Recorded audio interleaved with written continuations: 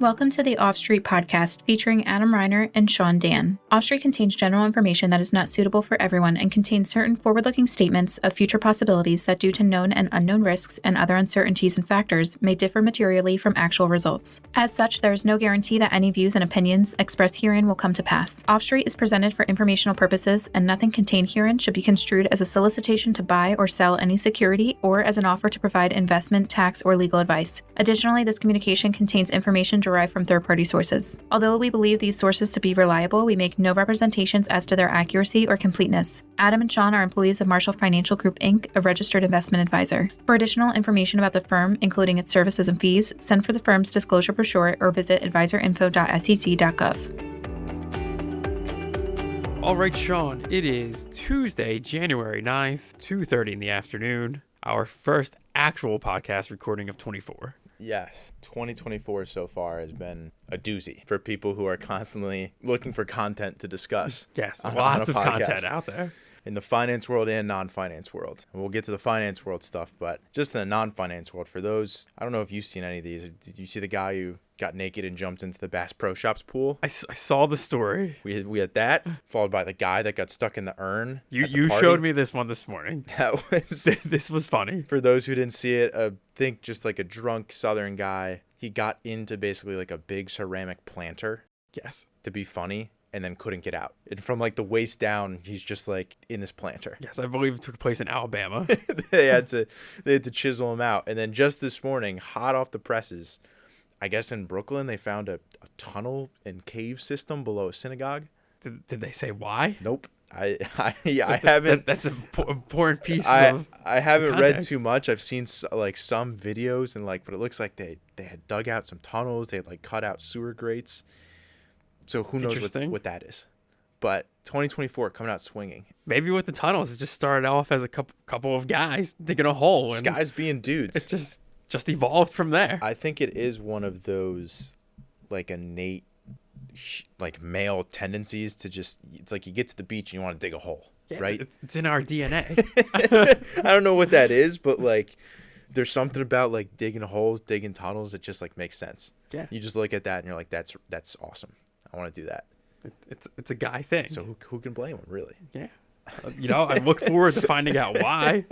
But also over the weekend, a new fear was on lock, yeah, Sean. The story of the weekend. Especially for me as a window sitter on an airplane. Mm-hmm. So if you didn't see it, I'm sure you have at this point. Shortly after taking off, Alaska Airlines Flight 1282 had to make an emergency landing after a plugged emergency door, that's a new term for me, just flew off. Just part of the side of the plane just gone, ripped off. Exposed a large hole in the fuselage of the airplane. It was almost like for those passengers sitting nearby, they were on a skydiving plane. Just part of the side of the plane exposed. It was surreal. And it sounds like there wasn't anyone sitting in the seat directly next to where it got ripped out, thankfully. And how's that for luck? Yeah, and somehow no one got hurt, or no one got seriously hurt, and it sounds like no one died, which is a miracle when there's just an open part of a commercial flight, tens of thousands of feet in the air. But this happened on a Boeing 737 MAX 9 model. It sounds like they've grounded all of those models at Alaska Airlines and other airlines to do safety checks. It sounds like at United Airlines they've already discovered that some of those types of planes had some loose bolts that needed to be bolts needed a little tightening. So we had Boeing, the fuselage maker Spirit Aerosystems, Alaska Air, all of their stocks fell yesterday. Just horrifying. Yes, it's been a pretty tough run for Boeing going back to 2018. Yeah. I believe a couple, maybe one or two Boeing MAX 8s crashed because of a sensor issue. And then more recently, somewhat ironically, they asked the FAA for an exemption on their MAX from safety standards related to an anti-ice system. Jeez. And they also told airlines to check for a loose bolt on the rudder system of the 737 MAX. For those who don't know, pretty much every commercial passenger jet that you see at a major airport in the U.S. is made by one of two companies. It's made by Boeing. It's made by Airbus. Boeing is the bigger of the two. So there's basically two players in town. One, for the past 5 years, has just been known for screwing up. over and over. Yep. It's not very comfortable. I think that's like a pretty common fear of flying. Even if you're not afraid of it, sometimes you don't like to think about it.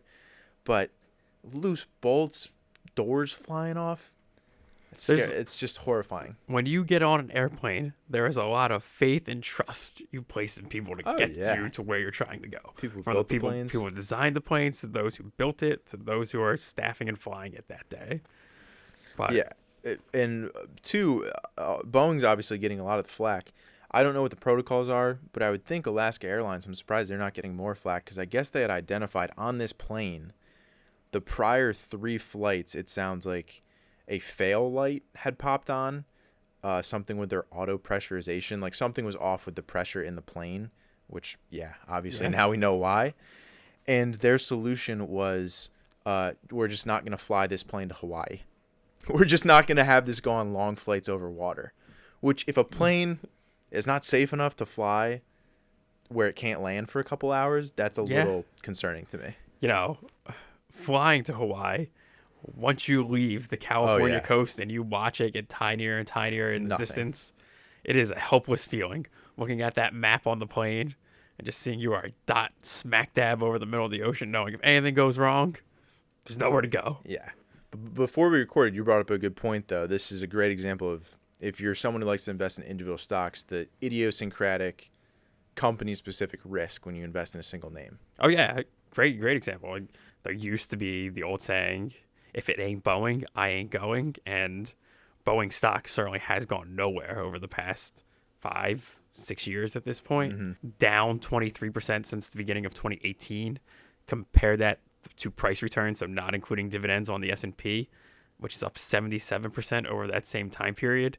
And it's just one of those things. When you invest in an individual company, events like this or events like the sensor issues can really derail a single company's performance and thus have an impact on your own investing portfolio. And no matter how confident you are, no matter how you've crunched the numbers or feel like you got a read on a company, this is one of those black swan events. You can't predict a door or a plug, whatever it is, getting ripped off the side of a jet and the stock falling the next day. That's right. And Boeing is not an insignificant company.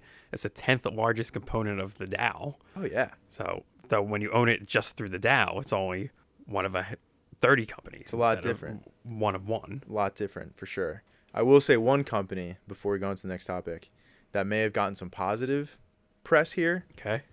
It looks like 2 iPhones fell out of the plane at 16,000 feet and survived the fall, still intact, still in working condition, still in airplane mode. That's impressive, considering I can't even drop it as I'm getting out of the car and it hits like the driveway. That's what I'm saying. What is that? How does that work? 3 feet versus 16,000.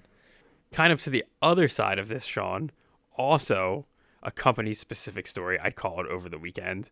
Though just for a company that's done very well since 2018, Elon Musk was in the news, probably for reasons he wouldn't want to be in the news. Yeah, the Wall Street Journal put out this report. Sounds like Elon Musk's drug use, recreational drug use, is starting to become a concern among executives and board members at some of those companies that you mentioned, SpaceX, Twitter, Tesla, etc. Sounds like Musk has been known, at least in the past, to allegedly use LSD, cocaine, ecstasy, and mushrooms on a recreational basis, and then ketamine on both a prescribed and recreational basis. And especially when you think about these past 18 months, very erratic behavior from him. Attitude seems like it's shifting. I think people are starting to question, are the drugs playing into this? Could this be hurting his health? He's responsible for a lot of money and jobs. Yeah, is it drugs, a lack of sleep, something else going on? But it was a pretty long piece done by the Journal. Yeah. You don't get many 7-page printed articles. Yeah. This is very much about key man risk, especially for companies that have done so well. And SpaceX has government contracts, and there are their own standards that they have to abide by to maintain their standing for those contracts, such Absolutely. as a drug-free workplace. I mean, you think about the uproar. I think it was 2018 when he went on the Joe Rogan podcast and had he smoked weed on camera and there was such uproar about it. That seems like peanuts compared to, I don't know, if he's running around and partying on some of these drugs in random countries, it sounds like, at least according to the article.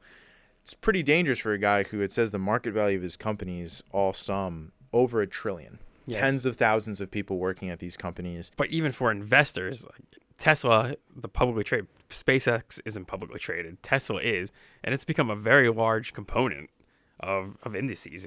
Look at the S&P. I believe it's number 9 in the S&P right now. So if anything were to happen to Elon, could be bad for investors.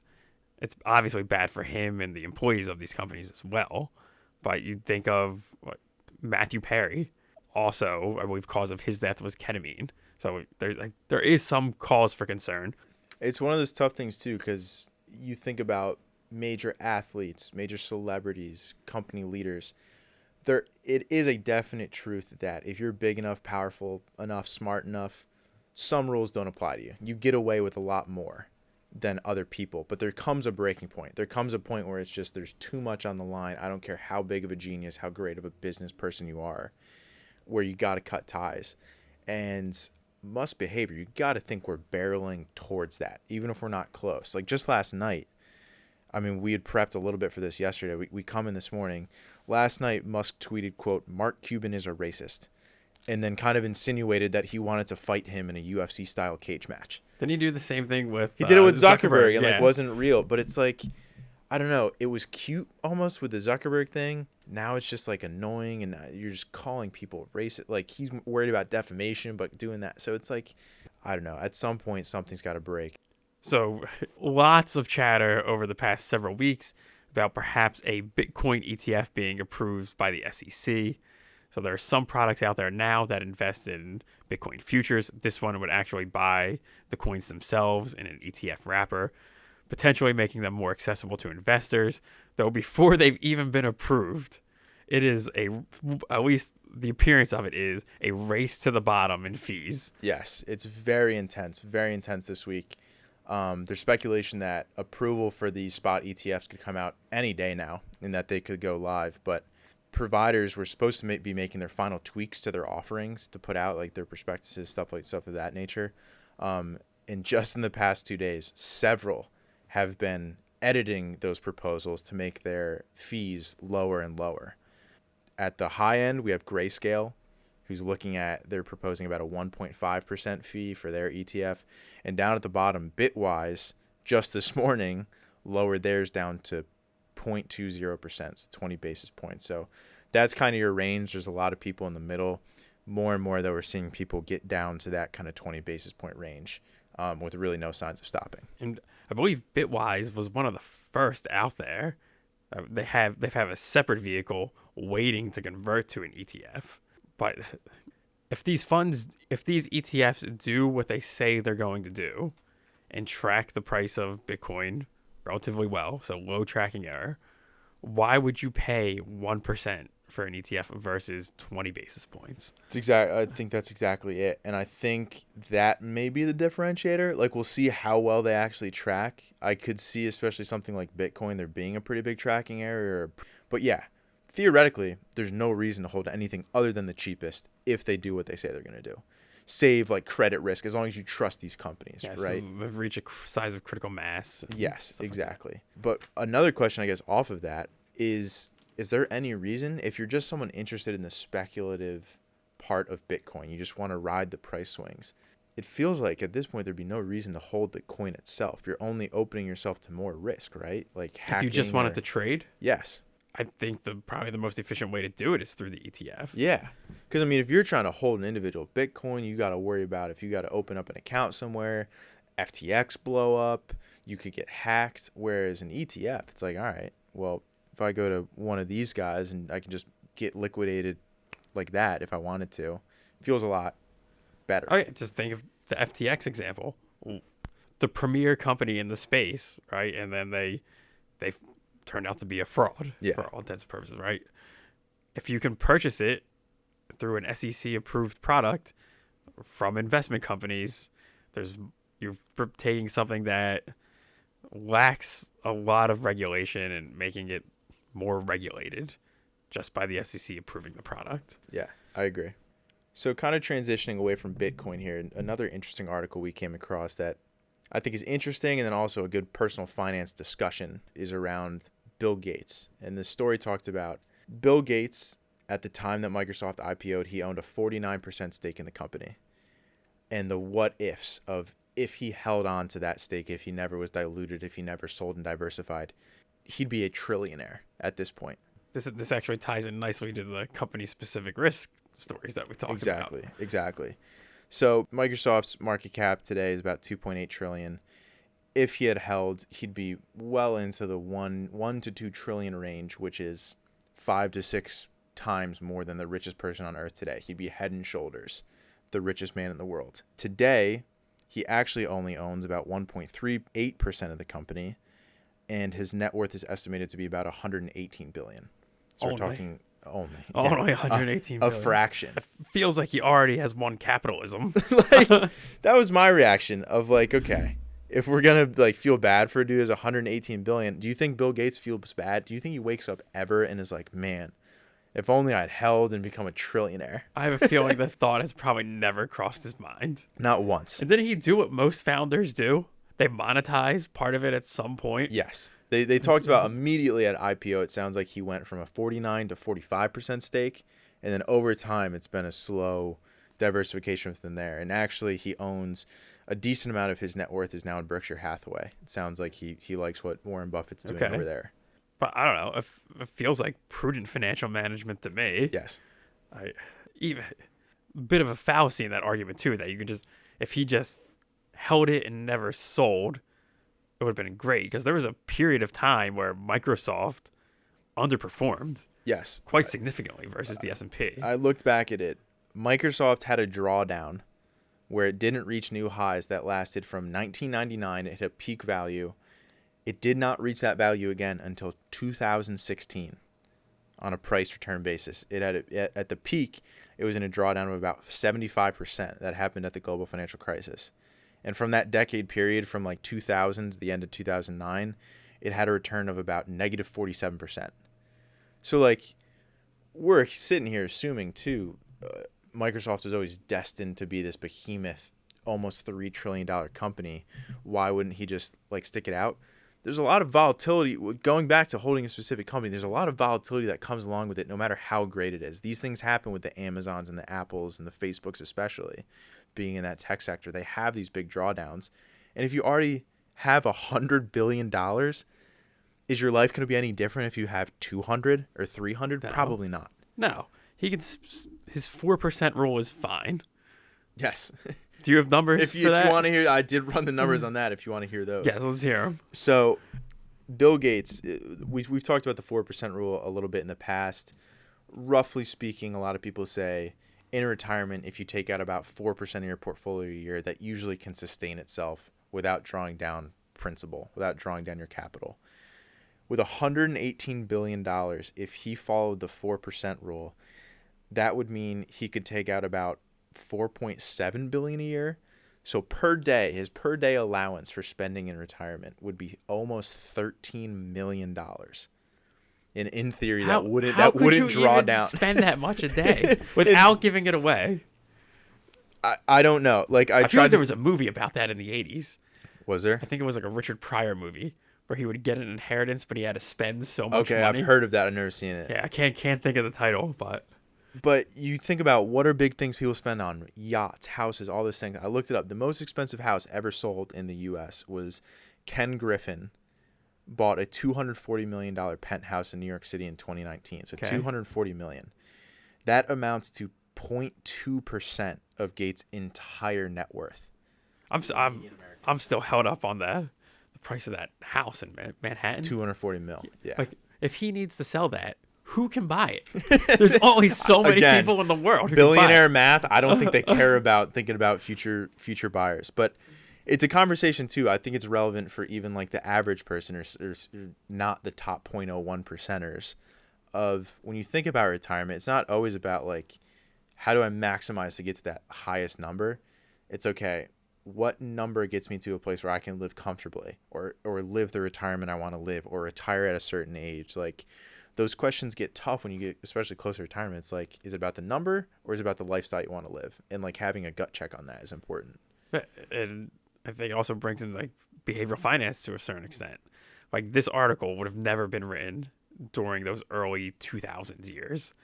Like when you add hindsight bias to it all, it's like, of course, he should have just held it.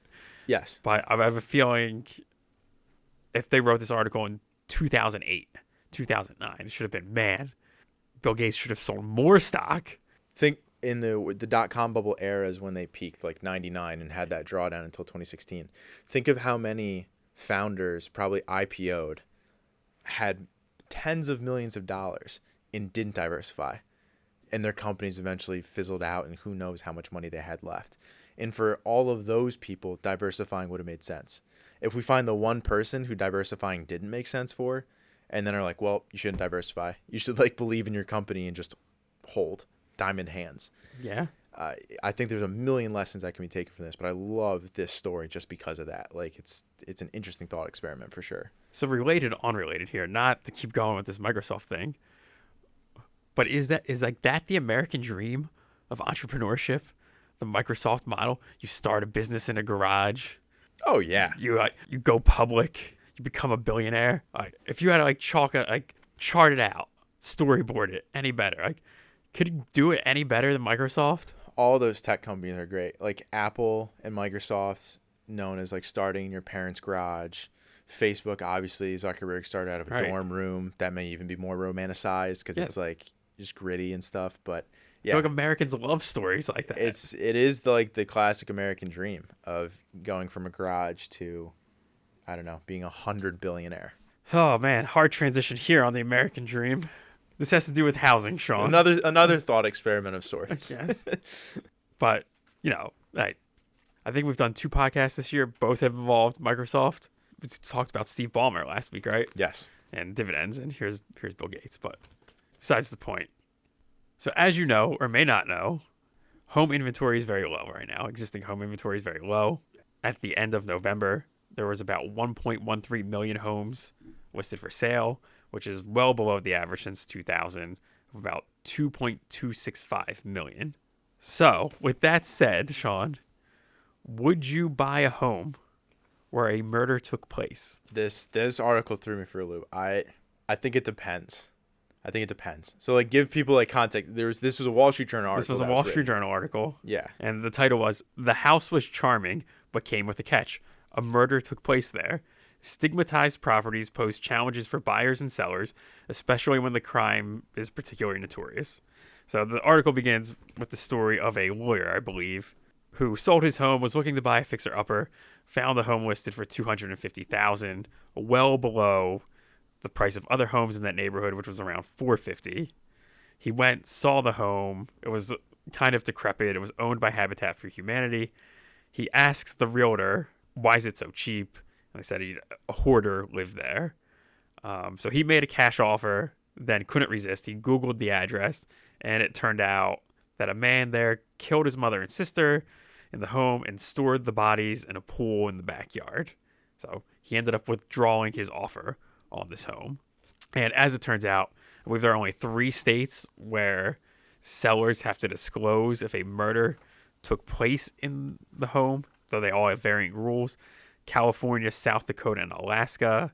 And then Nevada has a wrinkle in there that unless the death was caused by a defect of the property, you don't have to disclose it. Something I never considered, and it is interesting, especially in today's constrained environment, very hard to get a good deal on a house. It was interesting. They interviewed some people. It sounded like it was pretty split. Some people were being like, I would never touch a house like this. Other people being like, it doesn't matter to me. It has nothing to do with me. And if I can get a good deal, so be it. It is an interesting thought. I think it is one of those things where it depends. Like if it's something gruesome and grisly, and I feel like there's a difference between a murder and a death in the home. Very different. Yes. Very different. Like a death doesn't concern me. And you even talked about some houses are famous for murders. They talked about the Lizzie Borden house where the Manson murders were committed. People go there as tourist attractions, which is a whole other thing. In the article, they said there was one homeowner who had to change his address because a notorious murder had taken place there, and he just didn't want sightseers coming by the property. Yeah. But, the article also talked about it's challenging for buyers when evaluating this property. Do they want to purchase a home like that? But there's also challenges for the seller, which is often families of these people who had some type of traumatic loss, and they need to sell this asset for various reasons, and they just have a hard time doing it and getting market value for their properties. Yeah, and they talked a little bit in the article about the morality of, even if you don't have to disclose it, should you disclose it? Is it wrong to not disclose it and then the person buys the house and feels deceived? I think all like very valid points. I'd want to know if I was a buyer, right? Like, yeah, wouldn't you? I'd want to know. I think even in the article, the one prospective buyer had said, how specific of a question do I have to ask about these properties? It's not on your normal checklist. Yes, like your realtor's probably not going to be like, hey, make sure to ask like about the plumbing and if there was like a murder there. Yes, they said there's like some ways that realtors could try to get around answering the question directly, kind of like implying that something happened there, and leaving it up to you to go look it up for yourself. I think that's what prompted him to say, how specific does he have to get? Does he have to ask if there's radiation in the backyard? Did they dump radioactive waste in the pool? Now I'm talking myself out of it. Now I don't know if I'd do it. Just, it's almost like ghosts, right? It's like bad vibes, bad aura. It's something that always would probably be in the back of your mind. Like, I'm in this room, like what's happened here in the past. I think I talked myself out of it. I feel like you'd almost need to buy the property, knock down the structure, and rebuild. Though that kind of defeats the purpose of trying to get a deal on the property, unless you really like the lot. But interesting and weird questions you never thought you'd ask yourself in maybe a normal housing environment. But I mean, that's what happens when supply is tight. Supplies are tight for sure. Which we'll go to uncorrelated quickly, though. Speaking of supply being tight, have you been keeping up with the Stanley Cup craze? The like gigantic mug water bottle things. We talked a little bit about it last week. We are now a Stanley Cup household after the holidays. Yeah. Not me, but... Interesting little tidbit I found. So you know how Crocs have had a revitalization in the past like 5-7 years? It looks like the same chief marketing officer who led the charge at Crocs is the current chief marketing officer at Stanley. So this person's good at their job. There you go. But interesting arc for Stanley Cups. There was an article written by the New York Times in 22 of the craze of these Stanley Cups. And really, it was a few mommy bloggers and social media influencers that started this whole thing. Like, they post photos with their cups. I think Stanley at one point pulled the inventory off their website. These women got a hold of Stanley, said, bring them back. Like, if we just change the coloring, we can market these women to women selling. And it's worked, and it's amazing. It's pretty incredible. They talked about that in one article I found of, like, word of mouth and social media buzz has been invaluable for them. And it's really been this like super organic thing of mommy bloggers leading the charge. Yes. But we're at the point now where you go online and you see videos of they have to have security guards next to the displays. Yeah, you were telling me about that Starbucks story today. Well, yeah, like I saw that over the weekend of people lining up outside of stores and then cops by the displays. But this morning it looks like someone jumped over a counter at a Starbucks and grabbed a box of them and tried to run out. Like bystanders tackled them. Like people are going crazy. It reminds me of like Jordan retro releases when I was in high school. Jordan retro shoes, that was a big thing. I know like older generations talk about Beanie Babies and stuff like that had this craze about them, limited supply. But I mean, good on that CMO. They're doing something right. It's pretty amazing. You know, I'd love to know how it's different than a Yeti, or other insulated mug. I would think probably nothing. But I think it's more of a fashion statement at this point, right? And the article from 2022, one of the women said they like the handle that it comes with, maybe the pastel colors. Yeah, good on them. Doing something right. All right. So let's switch it over to Uncorrelated. I'd say we have a food theme to Uncorrelated this week, Sean. The first one involves tuna. Tokyo's top tuna for the new year sells for nearly $800,000. That is equivalent to 114.2 million yen. I believe they said it was the fourth highest since records began in 1999. Yes, fourth highest, and then it was the highest price paid for a fish since the COVID-19 pandemic. It was about $1,500 a pound for a 525-pound fish. And it sounds like in Tokyo, the first fish of the year, Bloomberg called it's considered auspicious. It's considered a lucky or special or very desirable fish. And so it looks like it was a Michelin-starred sushi restaurant bought it, and I'm sure it's going to be a special menu item of their sushi from that first fish of the year. for sure. So I looked up Japan's CPI report, and tuna fish is actually down negative 8.2% year over year. There you go. Through the end of November. All right. So surprised to see that it hit a record, but maybe you can get sushi deals elsewhere. Perhaps. A lot of money. Not a single fish.